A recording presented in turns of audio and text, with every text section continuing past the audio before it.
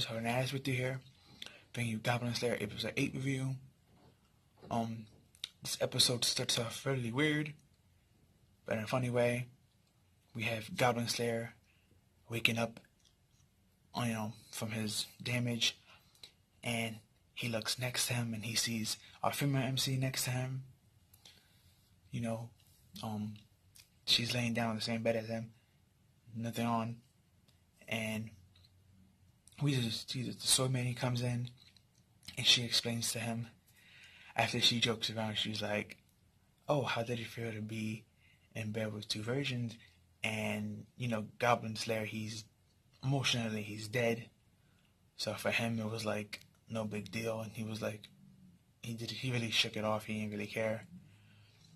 And then she told him something that was kind of hinted at last episode, but it was clarified this episode, that she was captured and tortured and beaten before and raped by goblins in her past missions. So we got that from the story. It was hinted at last episode, but it wasn't really clarified. Like, it was just more like a hint for us to guess that was the situation, but this episode clarified it, that basically this is what happened to her. She's one of the females who's been through that process of the church gathering her because of what she's been through. So, and she explains it to Goblin Slayer, and she starts to beg him for help, and he was like, don't worry, I'll help. Then she says thanks and leaves. And when she leaves, then our female MC wakes up and she's freaked out. She's like, you ain't see, did you, Goblin Slayer? And he was like, yeah, I saw, but don't worry, you have no scars. And it was funny because it was like, that's not what she was worried about, but in his mind, that's what she was worried about. So it was just funny seeing how oblivious he is to people, especially all the females around him. But that's what makes it also funny and easy to watch the anime. But his whole team comes in afterwards and they're like, hey, you got the finale up. We heard. How you doing? And the first thing Goblin Slayer asks was, how's the parakeet? Or the carnivore, I think it is. I forgot what the bird was, but that's basically what he asked him. How was the bird? And the elf chick was like, the bird is good, but the one who took the most damage is you. You should be worried about yourself. And Goblin Slayer just shook it off like, whatever, I'm good now. And then they all went to get lunch, and they're talking. They're separated. The elf, the dwarf, and the lizard man went to go scout the underground again, where Goblin Slayer and our female MC went to go get their armor fixed and their weapon upgraded and stuff. He got badly damaged in the last fight against that champion of the goblins. So they go get their stuff checked, and then Goblin Slayer pays for everything. But we have this cute moment where, like, the female MC asks Goblin Slayer about, her chainmail getting fixed, and he was like, nah, it's better for you to just throw it out and get a new one. But she doesn't want to because that was the first thing that Goblin Slayer complimented her wearing. So for her, it has that sentimental value. She doesn't want to get rid of it. And then when she went to the blacksmith, he said the same thing. Oh, this is beat up and torn. You might as well just throw it out and get a new one. But she said, no, I want it to get fixed. And he was like, okay, fine. Then Goblin Slayer comes right up and throws him like a bag full of his stuff, armor, swords, and shields to fix. And he wants it to be done in one day. And the guy was like, well, I can do it in one day, but I'm going to have to charge you extra. Goblin Slayer just give him like this oversized big bag of like gold. And he was like, oh, wow, thanks, sir. Then after that, Goblin Slayer and female MC went to go get ice cream. They walk in the streets and they see an ice cream, like a guy there selling ice cream. And he's using science to heat up, to make the ice cream, cold and sweet. And it's funny because she's like a child. She's looking at it real hard, hoping Goblin Slayer say something. And luckily he did. But he didn't say something like, go get ice cream because I know you want it. He only asked because he was interested in how this is happening. And her reply was, now I know why you know so much.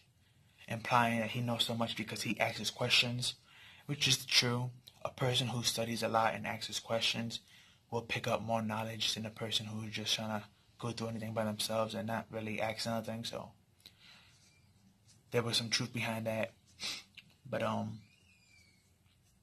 at the same time, we bump into that wizard chick again and the guy with the spear. Basically, he had to send her a letter to deliver something, but it was too heavy for her to deliver, so she made this guy with the spear who likes her come and drops it off. And we don't know what it is, but we know it's a sack of something, but we're not sure what's in that sack until later on in the dungeon. We find out that there's this creature blocking their way, and this creature is an oversized eyeball with tentacles. Now, for y'all that don't play D&D or anything similar to it, this creature, any DM or player can tell you, this creature is extremely annoying. I forget its name, but basically what it does is that it has the ability to nullify and negate your techniques, but because it comes from hell, it has the ability also to shoot like this beam of fire that disintegrates anything it touches. And those are the two main abilities it has, but there's more abilities besides that. Those are just like the standard traits of it. Because in D&D, every race has like a list called traits, and depending on your traits, your race, that's what your traits are. Like elves, thanks to their long ears and their blood, they have high level magic and good hearing and senses and archery. Dwarves are sturdy body and good with building and stuff like that, So, just to give you some example for those who doesn't play D&D or anything other than like role playing that's similar, and you're just watching this anime, you probably wouldn't really catch on to what that creature is or the reference of that creature. I know a lot of people probably don't, and even some players who bump into it really like, unless your DM's a jerk and he throws those type of creatures at you, even regular players won't know about it because that creature is a very high level creature and very annoying creature. Not the most powerful, but again, just annoying because all the hacks ability it has and stuff. But they're able to beat it thanks to what Goblin Slayer had in the bag. And hold and behold, it was gunpowder. And basically what he did is he made the elf and the dwarf go in there, take his attention, where he spreads, the gunpowder around. Then he tells them to come back, where the lizard man, when they're coming back, he's sending out his soldier. And then he had the female MC put up a barrier, where they're behind the barrier, outside. And the instant that creature shot his beam, to incinerate the lizard man statue, his familiar that he makes out of tooth and bones, or his summoning it ignited the gunpowder, because that's what was in the bag. It was gunpowder. It wasn't just regular powder, it was gunpowder. So that ignition just boom, and the creature technically roasts himself. Of course, the lizard man lost his summoning, but he can just wait 24 hours and do it again, because that's usually how summoning techniques work. You have a per day limit on them or per day spell account, and you can either do it either or. So again, I'm just loving all the D&D and RPG type references that we get in Goblin Slayer. This is why this series is being one of my favorite, because I roleplay at least like twice a week. So for someone like me who's experienced, it's like watching an anime that's based on role-playing heavily is like, it's very enjoyable to me, because it's like even when I gotta miss out because of work or something else, at least I got my, Goblin Slayer got my back on the Saturdays, so that's nice. But again, this was a good episode. I liked it. Before I leave, I forgot to mention something as well. The episode starts off with Goblin Slayer's flashback. Before he wakes up, he has a flashback of him as a kid, and he has this guy talking to him, throwing rocks in his face, and some other stuff, saying, "You was useless against your sister. You saw the goblins use her as a play toy, and you couldn't do nothing about it. What makes you gonna be able to do something now about it?" And just talking real bad and down about him, And this guy just, this guy's just a kid, Goblin Slayer was probably like 10 at most, maybe 12. Still a kid, either or. And this guy's mocking him for it. And he's mocking him to motivate him, I guess. Or maybe he's just that's the type of person he is. But we found out this guy is the one who trained Goblin Slayer to kill goblins, and we get to see his face. And behold and behold, he looks like a goblin. He doesn't have green skin, but his skin is like orange, but he looks just like a goblin. But he speaks human, so I don't know what that is, really. it's probably related to goblins like and fairies, which are on that fairy category of some type of fairy creature.